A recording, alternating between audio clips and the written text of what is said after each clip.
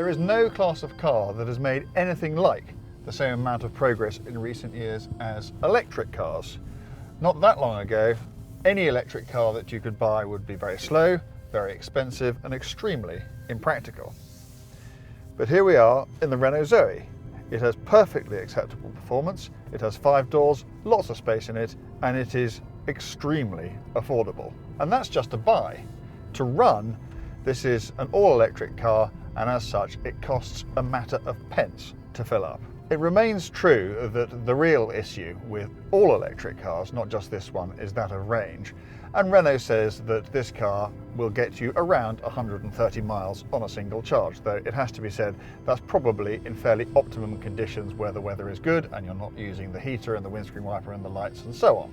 Even so, as an urban or even a suburban runaround, the Zoe has a huge amount to commend it.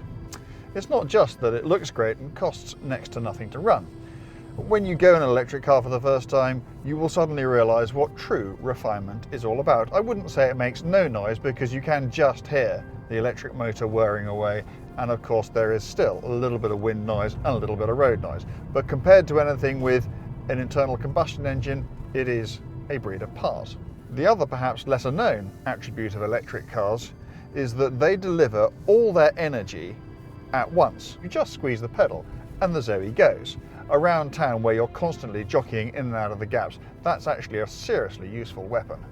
Of course, you're always going to need to know that wherever you park the Zoe, you're going to be able to charge it up. From a domestic household supply, it'll take between 6 and 9 hours. But if you go to one of the increasing number of rapid charging stations, you can actually get a full charge in less than an hour. What I would say is that even among electric vehicles, if you are considering one of these cars, you really should consider a Zoe, because not only is it, to my eyes at least, the best looking of them all, but in terms of what you get and for the amount of money that's being asked for it, it's the best value too.